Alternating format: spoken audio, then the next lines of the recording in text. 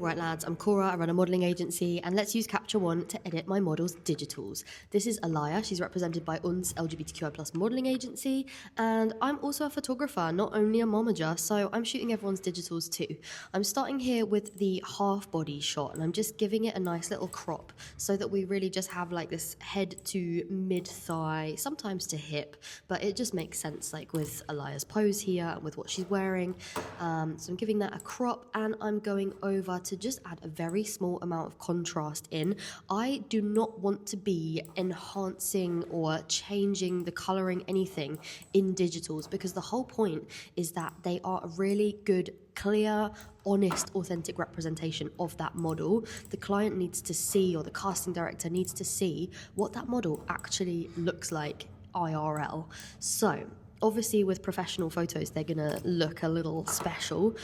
Sometimes I do shoot digitals on an iPhone just because it's a little bit more raw and real. But while we have the space and the resources in the office, I love doing these professional quality digitals. I use Capture One Studio package, and for what I'm doing here in the office with digitals, and then also sometimes some test shoots outside, sometimes I shoot events as well, kind of miscellaneous bits as side quests sometimes. So Capture One really just, it ticks every single box for me. I absolutely love it. And one of my favorite things is that when I'm shooting models in the office, I'm live shooting into Capture One. So as I'm shooting the photos, they're coming up on my laptop. So for example, a trans model like Alaya, she only came out as trans a few months ago. And so for her, I think it's really, really reassuring that she can look over to the laptop in between shots and be like, oh my God, I look really good.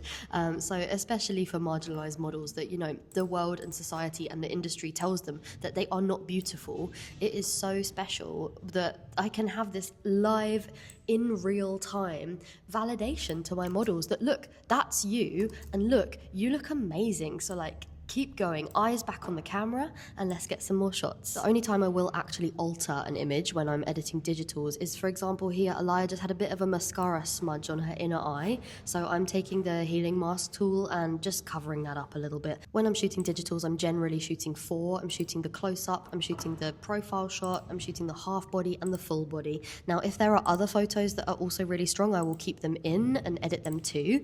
With Alaya, we're just going to stick to the basics because she just served, and we didn't need to keep in any additional material. So here I'm just editing the fourth and final shot, the full body shot. Now for some models, this pose would be over posed in my opinion. For digitals, I like to tell models it should be a neutral pose, but neutral for you. In this case with Alaya, this is a neutral pose for her. In fact, this is very toned down for her, so it makes sense to leave this in with the digitals.